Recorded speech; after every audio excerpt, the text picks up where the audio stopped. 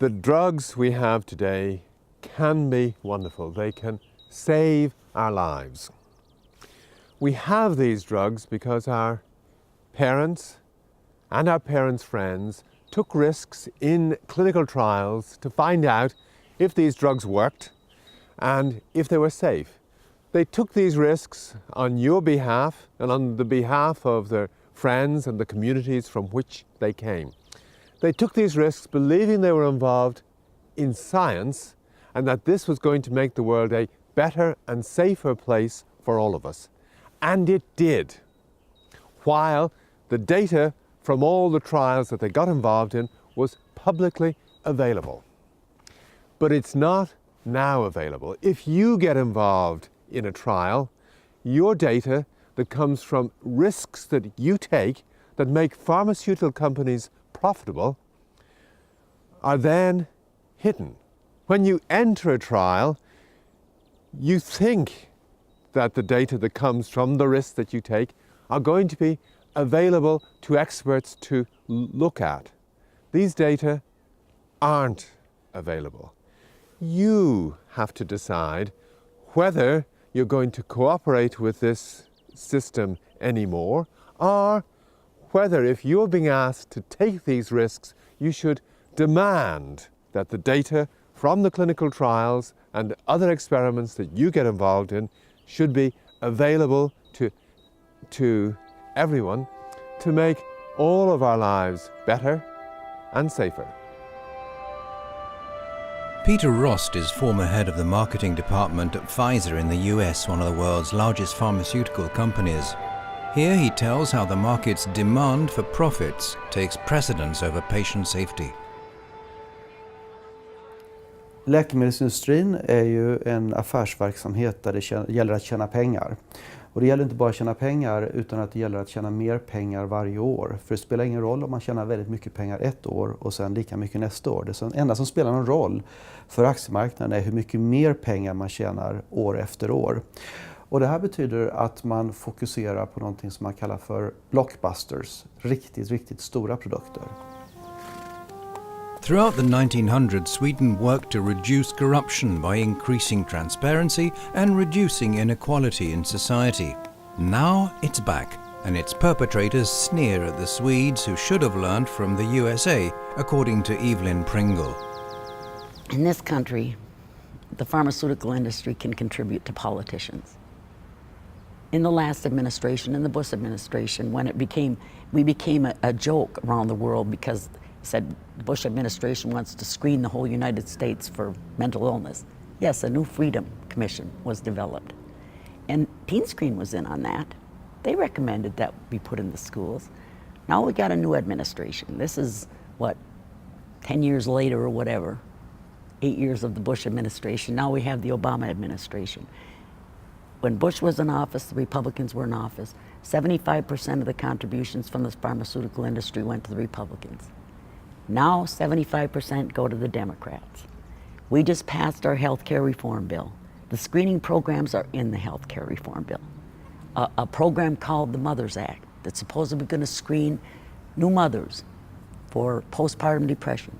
But here again, it is not just postpartum depression. It is a whole gamut of mental disorders, and they're going to screen them when they're pregnant, and they're going to put them on these psychiatric drugs. That is the name of the game. That got passed, buried in this couple thousand-page bill, healthcare reform bill. This is the Obama administration. They are now getting 75% of the contributions from the pharmaceutical industry. They are carrying on what the Bush administration put forth when they were getting 75% of the money from the pharmaceutical industry. It hasn't changed. The pharmaceutical industry has corrupted the government in the United States, and it doesn't matter if it's Democrats or Republicans. All you have to do is you can go online to the Center for Responsive Politics and it'll show you the money. Where it went when the Bush administration was there, where it goes now. Barbara Mintzes is an associate professor and researcher at the University of British Columbia in Vancouver. She knows through her recent research how society is being affected by the drug companies' advertising campaigns. There are more and more diagnoses, psychiatric diagnoses, being covered in the DSM, the short for the Diagnostic and Statistical Manual. It's the manual put out by the American Psychiatric Association that lists all the criteria for psychiatric diagnoses. And it's very influential worldwide as well. The Diagnostic Statistical Manual was intended as a tool for doctors, but became a goldmine for the pharmaceutical industry.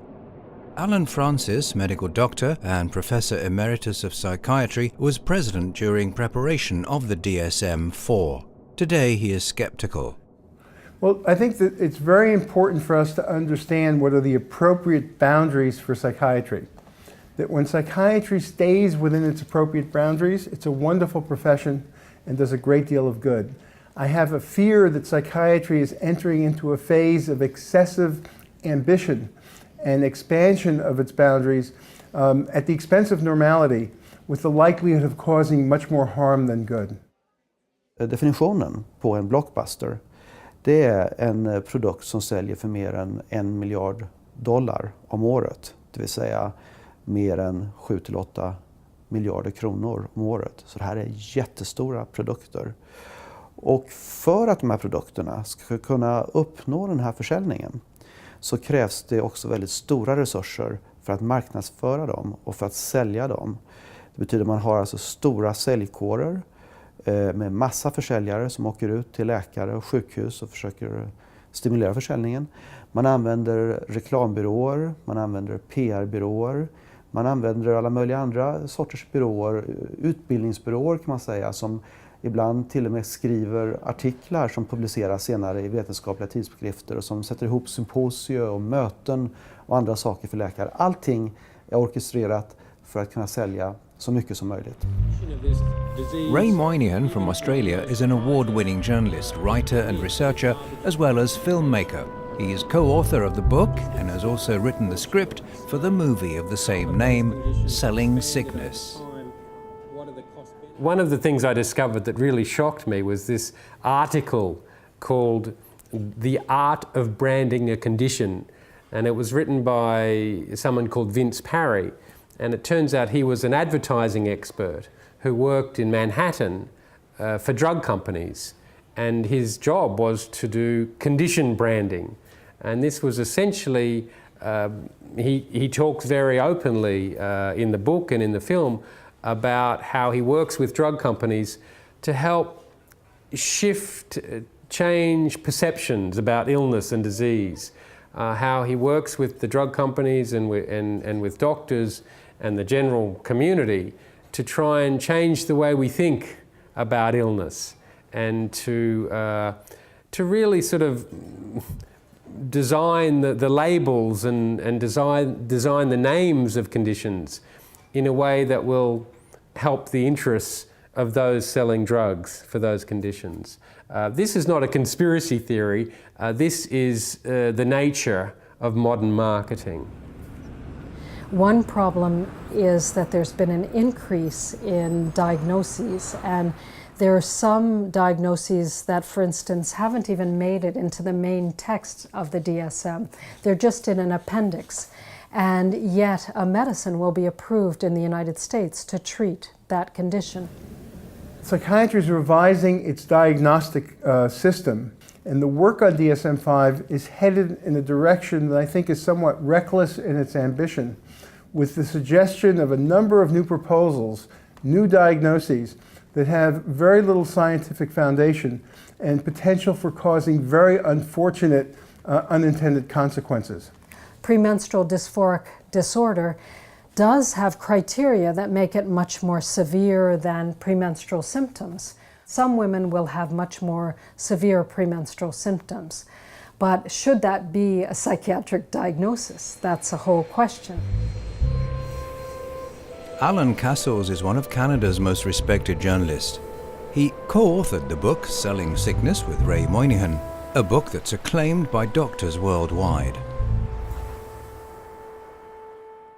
Oftentimes the editor will get a press release. The press release will come from maybe a public relations firm that says, we've got this new drug, it's wonderful, it will treat this condition. They will pass it on to the journalist and say, do the story. Now, the really bad journalists will just recopy the press release, because in the press release are things like quotes from the company officials. Maybe they'll have a patient who said, "My life was wonderful and changed by this drug," and then they will reprint that as a news article. I tell journalists, that's not news, that's marketing. You're actually doing what the company wants you to do. Real news is doing what the company doesn't want you to do, which is to dig in and find out what are the real effects of this drug, what are the potential downsides, what are the costs and the harm involved in taking this treatment. And good journalists will ask those questions, lazy journalists won't. And at the end of the day, it is the good journalists that are providing a public good. And the public good meaning you're informing the public with balance, with both the evidence and the evidence of benefit and evidence of harm. So there's a lot of pressure in a newsroom, and some of that pressure comes from advertisers.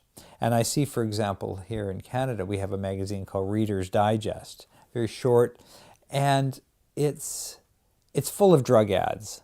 It's full of stories that are very positive and heartwarming about how people's lives have been changed. It is a marketing tool of the pharmaceutical industry, in my opinion, as are a lot of these so-called health magazines, that they scrape the surface of the disease, give you a little bit with a compelling story of a patient, and then talk about how people need to ask their doctor for these kinds of treatments. It's not journalism, it's marketing. And it goes under the camouflage of journalism. Dee Mangin in Christchurch knows that many doctors find it hard to accept their vulnerability to the company's salesman. They quite simply need help. Many physicians don't understand the kinds of ways that pharmaceutical companies will try to influence their decision making, to hold the pen in the prescription that they write. And they range from the ways that pharmaceutical representatives work to establish friendly relationships and perhaps persuade them to take pills or use pills that they might not otherwise have prescribed, but also through the kind of literature and education that's provided by pharmaceutical companies, which is really just disguised marketing. They pay important sounding key opinion leaders to come and give lectures which are very supportive of their medicines, perhaps not disclosing that they pay consultancy fees of many thousands of dollars to these experts who are coming to speak for them on behalf of the drug to give it credibility. More and more academics realize the risks associated with current developments. Humanity's in danger of degenerating as a result of these medicines. Lehman McHenry is a lecturer in philosophy at California State University. One of the things that I found most shocking was the fact that there were medical doctors who were willing to lend their names to these so-called scientific publications, where in fact what was happening were they were being used in competitive situations in the battles between pharmaceutical marketing departments. The other thing that I found quite shocking was that one can't really sort of come to trust the information that's being disseminated in the medical journals because of the problem with the literature being ghostwritten. Well, initially I just couldn't believe this. And so what happened was I started to investigate it for myself, and as I got deeper and deeper into the research involving the relationship between the journals and the pharmaceutical companies, I found that it was true that roughly 50%, if not more, of those clinical trials reports were constructed behind the scenes through what are called medical communication companies. Ghostwriting, vad det innebär är egentligen att läkemedelsbolaget tar och anställer en reklambyrå, kan man säga, som skriver ett manuskript baserat på studier som ska sedan publiceras i en sån här vetenskaplig tidskrift. De gör allt jobbet, och sen efter att jobbet är klart och det låter riktigt, riktigt bra för den här produkten som man ska sälja, så tar man och ringer upp olika forskare och vetenskapsmän och säger: skulle du vilja stå som författare till det här? Och det låter ju väldigt konstigt, men precis så här är det alltså. Då får alltså de så kallade författarna och vetenskapsmännen De får pengar, mycket pengar, för att bara skriva under sitt namn.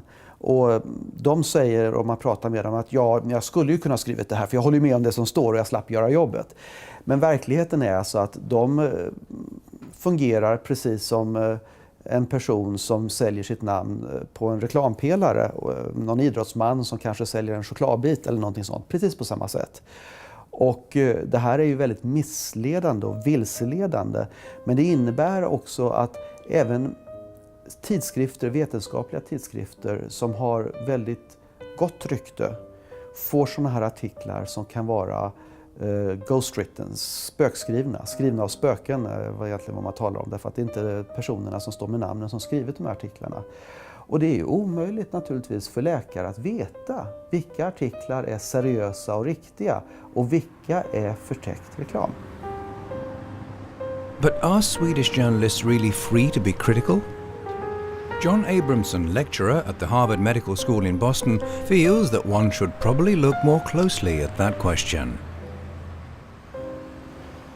When we look at journalism in the United States, and I assume it's the same in Sweden, the newspapers and the television, more so in the United States because we allow direct-to-consumer advertising, actually.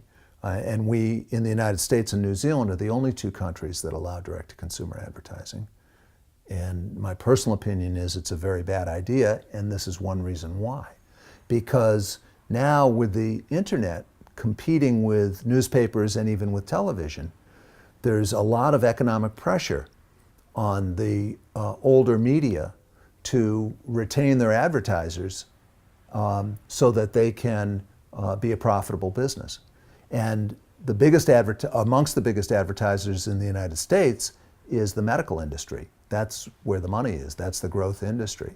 So what we have is a situation where the media is dependent on drug company advertising revenues, and it makes it very hard to attack the hand that feeds them.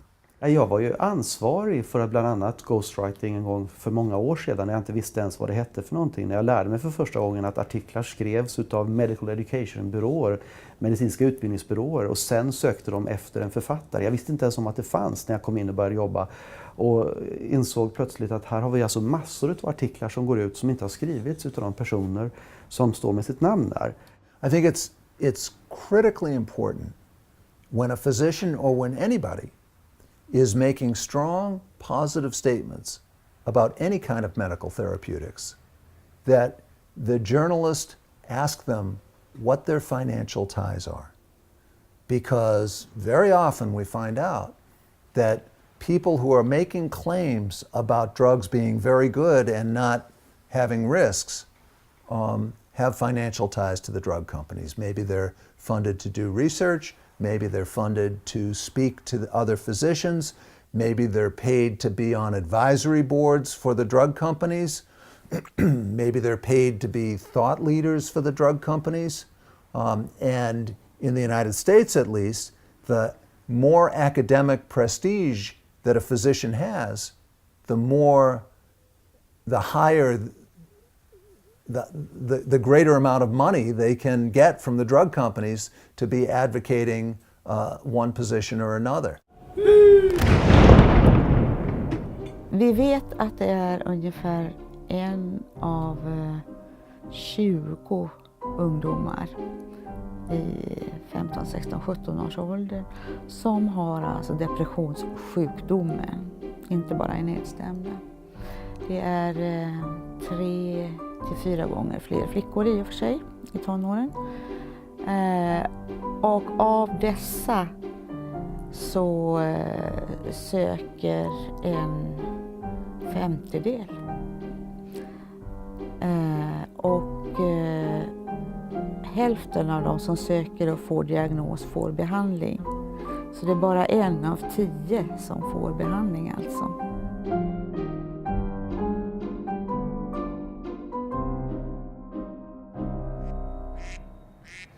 One of the things that the pharmaceutical companies have got very good at doing is to have 2 salesmen. The one you see that everybody's unhappy about. This is the person who's got the free pens. and who takes the doctors out for meals and organizes for trips to the Caribbean.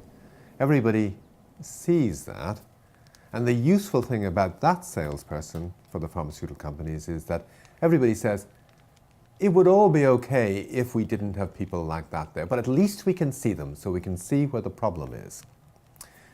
The other salesperson for the pharmaceutical companies is the doctor. And nobody sees this, least of all the doctor themselves. The pharmaceutical companies, when they visit the doctor, learn what he likes doing, learn the name of his wife and children and their birth dates and what he reads and what movies he's been to and what his attitudes are towards the treatment of illnesses and the use of pills, so that they can make sure they say exactly the right kind of things for him.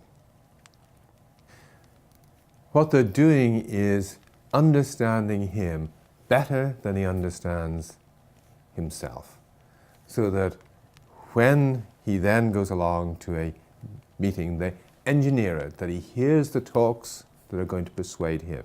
He meets the experts that are going to persuade him, so that when he goes back, he is going to become the salesperson for the pill with his colleagues, with his patients, and with the public.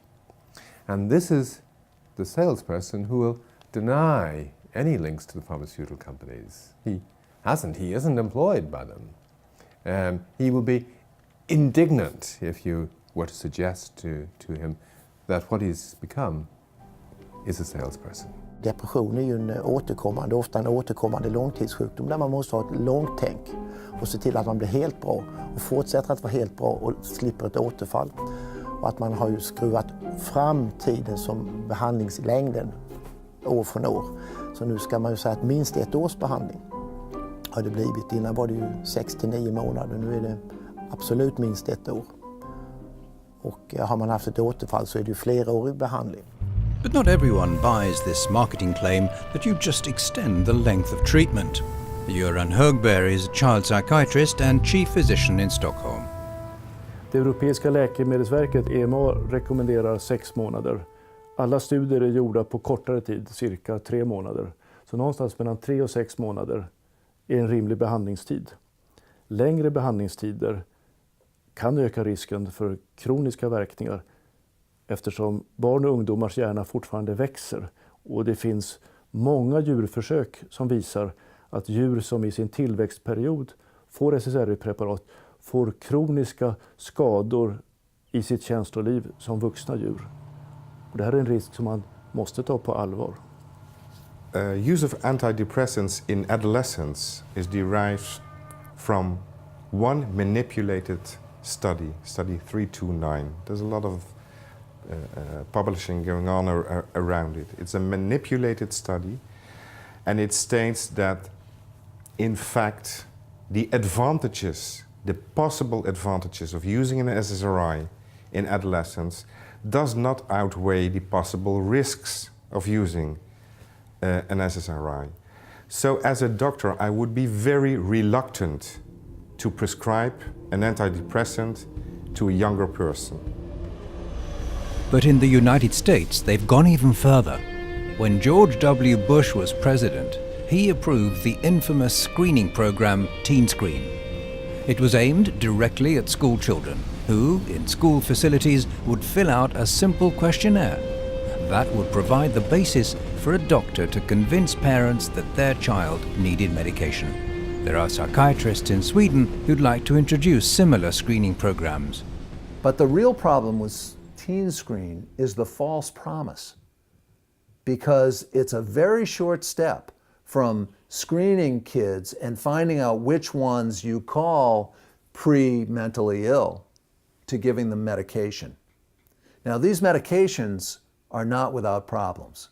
And we talk about antidepressants, and we talk about the change in the way the kids interact and the way they see themselves, that their natural way of growing up and feeling is altered. Det är ett stort mörkertal Och man behöver hitta bättre metoder för att identifiera och mer aktivt söka upp de här ungdomarna. För idag vet vi att från undersökningar, bland annat svenska undersökningar, att särskilt om det är långdragna depressionstillstånd så får de mycket mer problem som unga vuxna, eller ja, i 30-årsåldern, så långt har vi följt dem. What we see is also a lot of disguised advertising that happens in a number of ways in Canada and in European countries, including in Sweden. It can include, for instance, a campaign on television that will talk about depression. Are you feeling sad? And if you're feeling sad, go to your doctor. There are treatments available. A company would run an advertising campaign like that for the public, often at the same time as they have a lot of sales representatives who are visiting doctors and talking about their new medicine for depression. Den verklighet vi lever i är mycket mer manipulerad än vad vi kanske någonsin tror. Och jag fick egentligen inte insikt om det här vare sig under min läkarutbildning eller senare. Det var först själv när jag började arbeta på en del av de här stora företagen och såg hur man sydde ihop hela paketet, hur man la ut studier på det här sättet, hur man fick läkare att skriva under med sina namn, en massa andra grejer, gjorde ghostwriting, som jag insåg hur oerhört välplanerat alltihopa är och hur den verklighet vi ser omkring oss är tillverkad för att vi ska få en viss uppfattning om saker och ting. Och det är alltså, tror jag, mycket värre än vanliga människor någonsin kan tro. I carried out research looking at what happens in the doctor's office, because if I looked at the spending on direct-to-consumer advertising in the United States, I could see that it must be a very profitable marketing technique. Just looking at the amount that's spent on this advertising. För 30 år sedan så handlade det kanske om att man fick sin American Express-räkning avbetald, bokstavligen talat, där har täckts böcker tidigare. Idag så går det ju inte till på det sättet, men det handlar om att göra saker som är helt okej. Det vill säga stödja forskning, stödja resor, stödja utbildning, andra saker som inte skulle kunna ske därför att landstingen har inga pengar, men då har alltså läkemedelsbolagen pengarna som har tagit ut ofta ganska höga läkemedelspriser, speciellt i Sverige jämfört med övriga Europa. Och kan på så sätt ge tillbaka en del av de pengarna för att öka sin försäljning och knyta läkarkåren närmare till sig. Så Sverige är ett fantastiskt land för läkemedelsbolag, det är ingen tveksamhet om det. In the early 1990s, companies were spending less than $100 million US per year advertising prescription medicines to the public. Now they're spending more than $5 billion per year. So if you look, it's an exponential curve. The spending just increased very rapidly.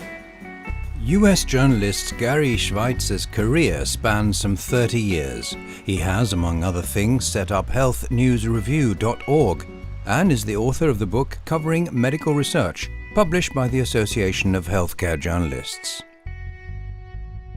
Not only do we not do a sufficient job of reporting on the potential side effects of SSRIs or any drugs, on this particular class of drugs, I don't think that we give enough attention to the very serious, important questions about whether we really have evidence that the physiological basis, the theory behind how these drugs are supposed to work, whether there really is any evidence that they do work. So they are made to address a chemical situation, to keep this simple, that we don't have overwhelming evidence is the underlying cause of the problem. When the SSRIs came onto the market, what happened was that the pharmaceutical companies saw an opportunity here to resurrect this abandoned theory as a means of marketing it to people and convincing them that they needed to be on the drug. So the chemical imbalance theory still has a very persuasive message because it's extremely easy to understand. It tells you that health in a certain sense is a harmony, and that you have this disharmony in your brain, which is a lack of a certain chemical that the drug is going to supply. And people can simply think to themselves, well, it's not my fault. I have a problem with my body, or my brain in this case, which the drug is going to correct. Healthy Skepticism is an organisation of doctors and researchers that provides information about medical advancements to decision makers worldwide. Its Australian chairman Peter Mansfield believes that SSRIs pose an ongoing problem. One of the important harms is that the SSRI antidepressants seem to work largely by decreasing the amount that people worry. They're concerned about things. They're concerned about their problems. Now, if they've been over-concerned, well, that could seem like an advantage. But there are problems that people are supposed to be concerned about. People are supposed to be concerned about looking after children if they have responsibilities for doing so. Teachers and parents and so forth. There's a big concern about whether it's safe for pilots to fly with lots of passengers if they're taking antidepressants, which may decrease their level of concern about whether they're doing a good job. Should doctors, whose job is to be concerned about the welfare of the patient, take antidepressants? What a group of us have done recently, Barbara Mintzes from Canada and Lisa Hayes from Amsterdam, and I've edited a manual which is by a range of international authors and experts, which looks at and describes these different techniques of influence, how they work and how to recognise them. And this has been put together as a manual for teachers in medical schools to use with medical students to try and educate them before they're subject to these influences about the range of ways in which pharmaceutical companies will try to hold the pen with them as they write the prescription. As you probably already realise, the situation in Sweden is serious, with a lack of qualified supervision over experts and pharmaceutical companies that are allowed to openly influence universities, researchers, doctors and the media. The most serious thing about this is that the rest of society accepts these practices. They apparently do not care. Recommendations and guidelines for doctors are the salesman's goals. The Swedish authorities choose to look away. Some doctors are taking a stand against corruption and involvement with the industry. They're fighting to ensure that your safety as a patient remains the prime focus. Maybe your doctor's one of them. Today, researchers around the world are discussing how to make it easier for patients to report on drug efficiency and side effects. But are Sweden's psychiatrists interested?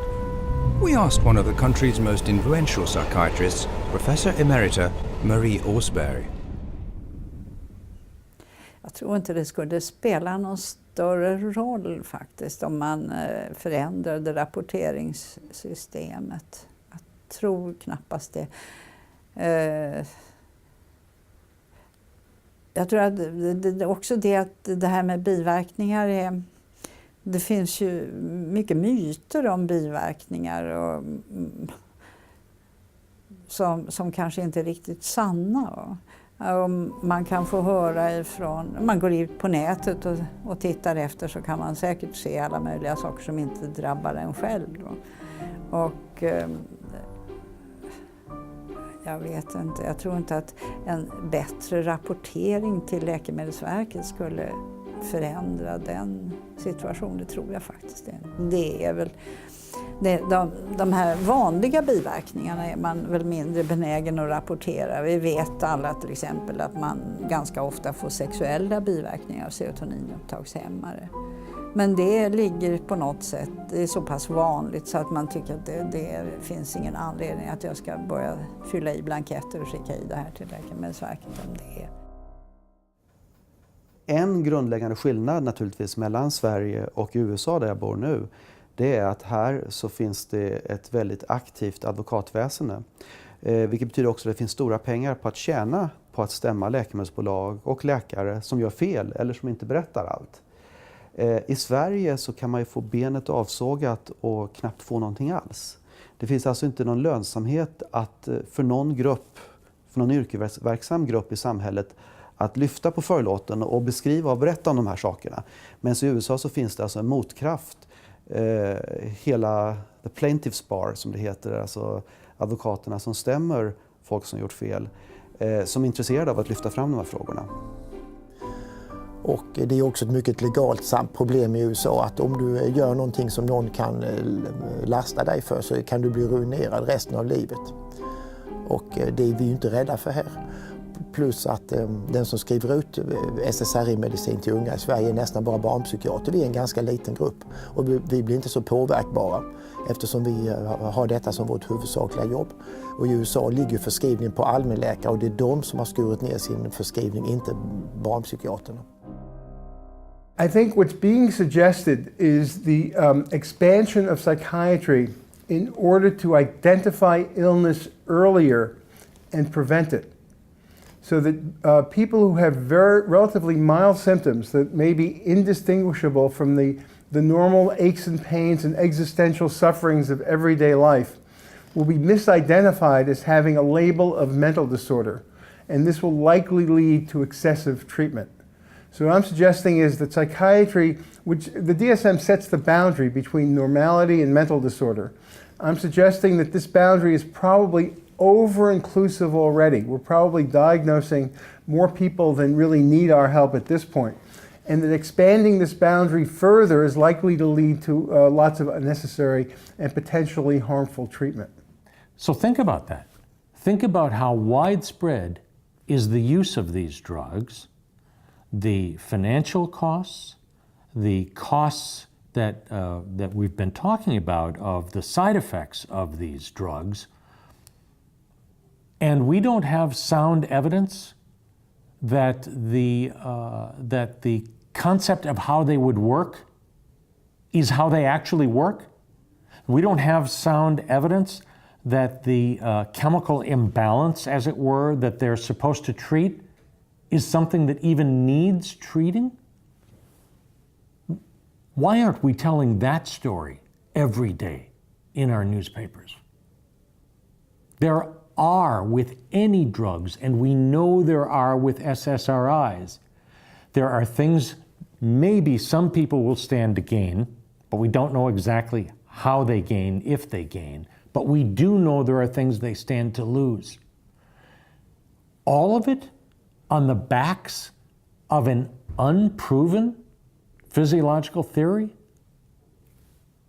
And we wonder why journalism and science and medicine loses credibility in the public's eyes? This may be a very good example to start with. Janet Curry works in Victoria in Western Canada as a researcher and consultant in health and medication use. She feels that the Swedes need to help each other. I think people in Sweden need to learn what we in Canada have painfully learned and are still learning, that drug companies are like, they have their tentacles in every system. They have their tentacles in and they influence the guidelines of treatment, the definition of depression, the research, the clinical trials. They fund them. They determine all the types of people that go in the clinical trials. They determine the results of the trials. They decide what results are published and what are not. They control advertising.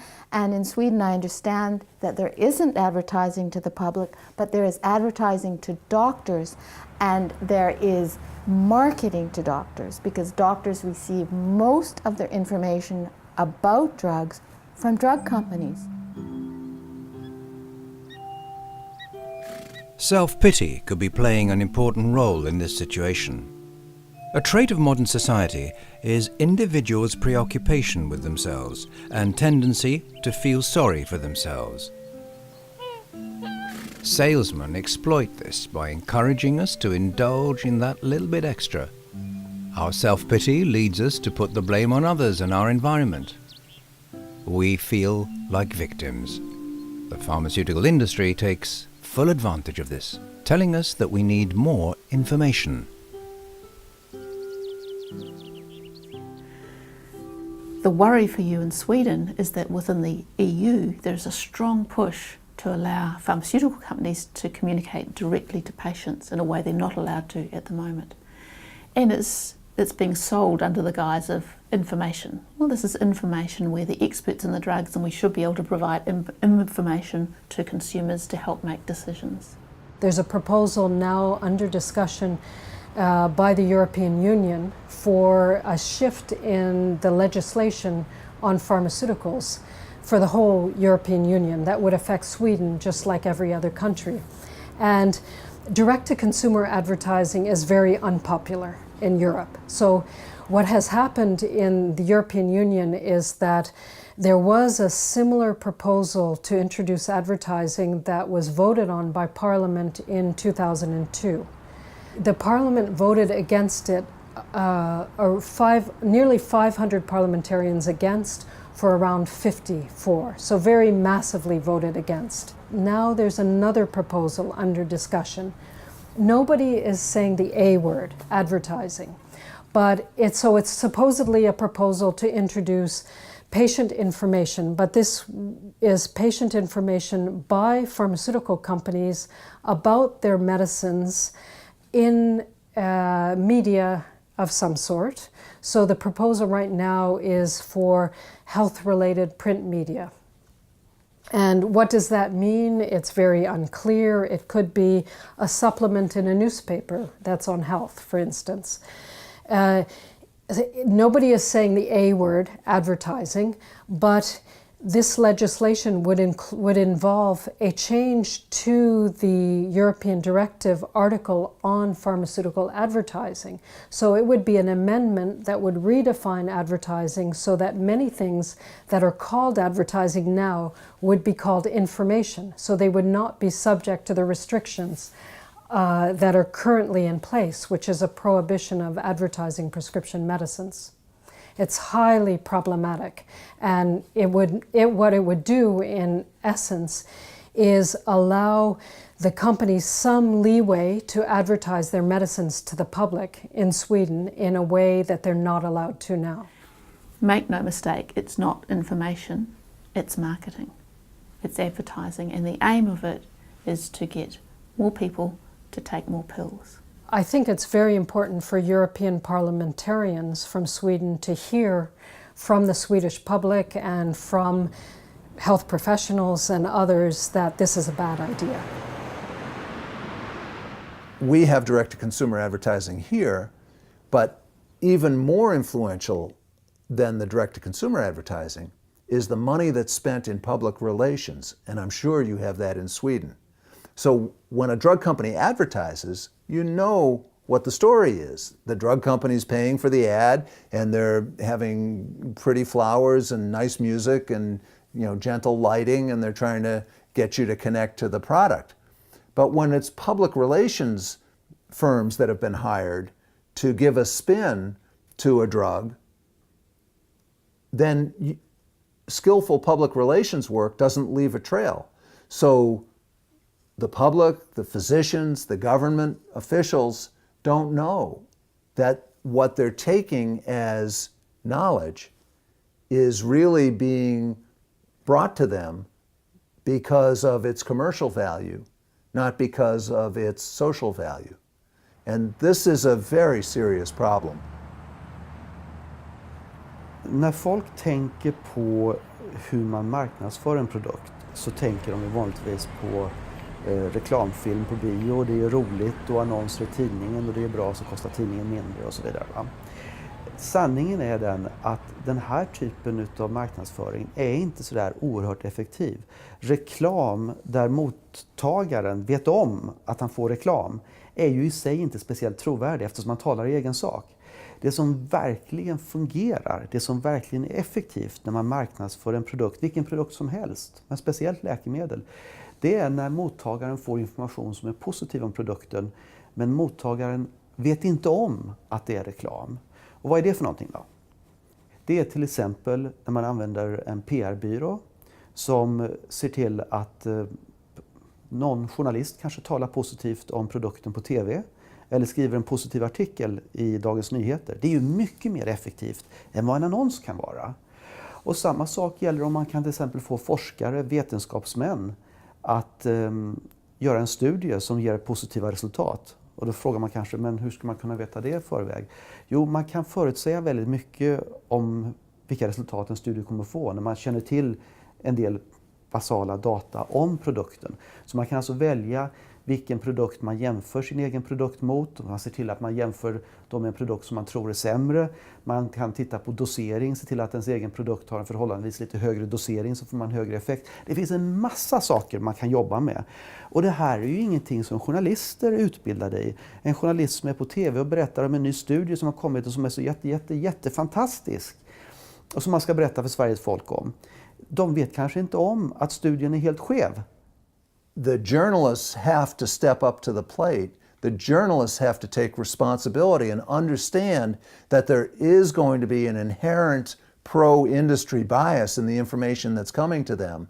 And they've got to do the work to find out, they've got to find the sources who can provide balance to the information that they're going to become really the mouthpiece for. One of the suggestions for DSM-5 that I think is very unfortunate is to make it remarkably easy for someone during the bereavement period after losing a loved one to be diagnosed as having a major depressive disorder. If you have 2 weeks of sadness, suppose your loved one dies, 2 weeks later, you've been sad, you have less energy, less pleasure in life, you're having trouble sleeping, you don't feel like going to work, you would get a diagnosis of depression. Now, to me, this is problematic in several different ways. It will be medicalizing a normal mammalian experience. Part of being a mammal is to attach and to love the people in your life and to feel terrible when you lose them. This will be making that into an illness. It will often mean treating it with a pill that will be unnecessary and often perhaps harmful. It's taking away the dignity of the life lost, taking away the importance of the broken heart, and making it into a medical experience.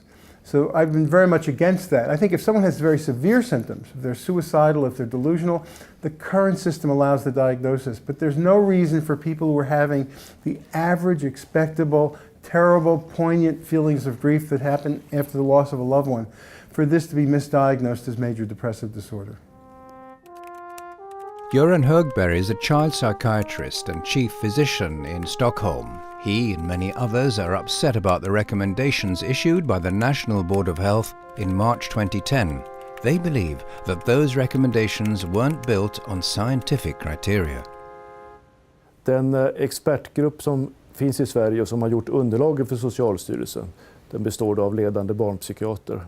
De säger att SSRI ska användas i första hand till deprimerade ungdomar, medelsvårt deprimerade. Och de hävdar då att effekten är god, vilket betyder 50-80% bättre än sockerpiller. Men det här stämmer inte. De följer inte vetenskapen som entydigt visar att effekten är svag, obetydlig. Ungefär 1 per 10 har bättre effekter än sockerpiller. Och sådana riktlinjer kommer ju att få en stor effekt för vården i hela Sverige och leda till att många ungdomar kommer att i första hand få SSRI-preparat istället för annan behandling som de kanske behöver, för kriser, för sorgreaktioner. Det är den behandlingen som bör utvecklas. Tråkigt nog så är det väldigt lite offentlig finansierad verksamhet för att fortbilda läkare. Det är ju i stort sett läkemedelsindustrin som har det, men mycket av den utbildning som de gör är faktiskt bra. Men det borde vara organiserat på ett annat sätt. Men det är inte min sak att säga hur det ska organiseras. Jag tycker att den generationen som är i det här ska tala om hur de ska lösa det problemet. Jag är trots allt pensionär. Ja, om läkemedelsbolagen håller i utbildningen så gäller det ju att de har ett upplägg i den utbildningen som attraherar på ett bredare sätt än att bara presentera sin egen medicin.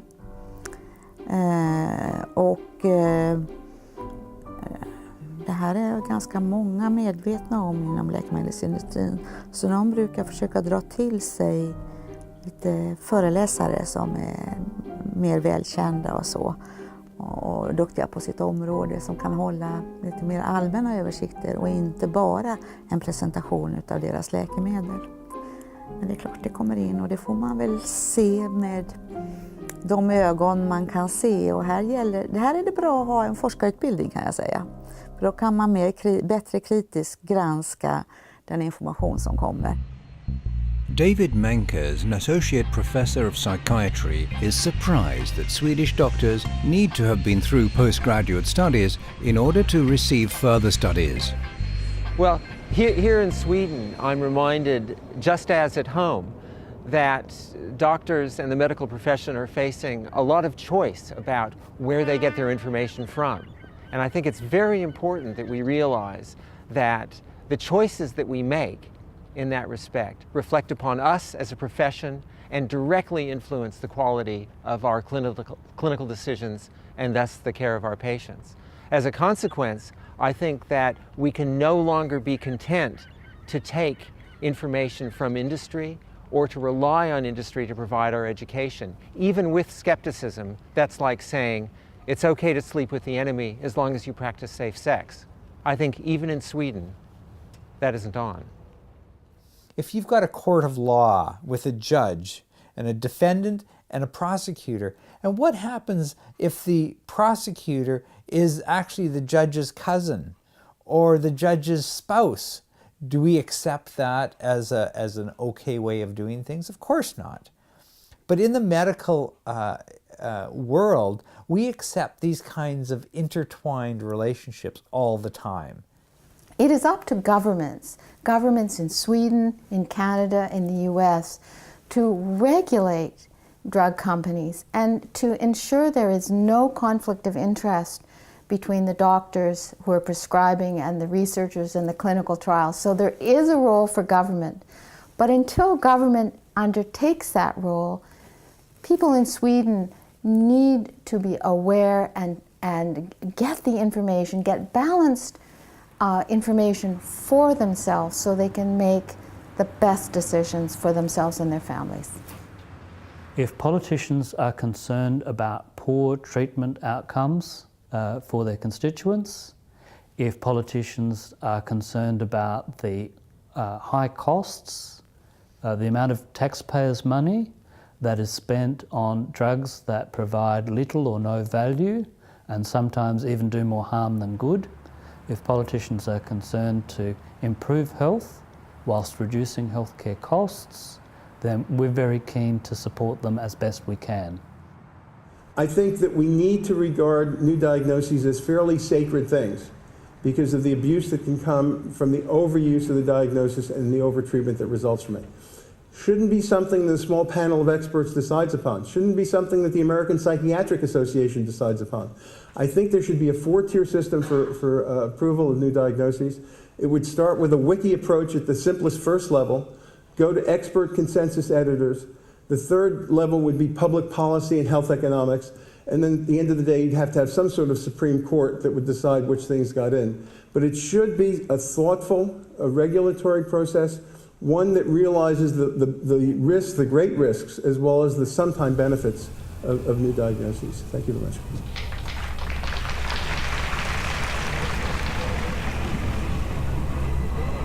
Students celebrating their graduation day in central Stockholm 2010. That same year, these young adults were fooled through media reports into believing in a totally incorrect article in a medical journal which claimed that SSRIs were reducing the number of suicides. The article was written by, among others, Göran Isaksson. It took 2 years before the scandal was discovered and the article erased by the journal in March 2012, without a word being uttered by the Swedish media. Why were these Swedes not told about the falseness of the article's findings? People who consume media also consume this idea that drugs are harmless, that they are entirely safe, when in fact that's very far from the truth. because we examine drug treatments in clinical trials, we collect a lot of data, we analyze that data, and we can tell you how many people in the clinical trials have been injured. Part of the problem, though, and this is what we've seen over the last few years, is that if the company that's manufacturing the drug, if they decide not to publish that trial, they don't have to. If you live near a source of pollution here in Sweden, and you're concerned about the risks to you or your family, you're able to find out because you've got laws about freedom of information. But in fact, the greatest source of possible chemical pollution on Earth is in medical practice, where we put more chemicals into the human body than happens at any other point during your life. The problem is that you're not able to find out what the risks of these chemicals might be. There is no freedom of information. The data and the documents are withheld from you and your family and any experts who may be concerned on your behalf. I'm a doctor who wants to practice medicine and to do so safely. But without this information, I simply can't do it. As it turns out, I have probably seen more of the hidden documents and the hidden data than anyone else in Europe. I've seen more often than the regulators have seen. And I know that the material is being withheld from your experts, from your doctor, and from you. Material that is vital to your safety and the safety of anyone in your family or your friends who may be on either the antidepressants or on any other drug that you happen to be on.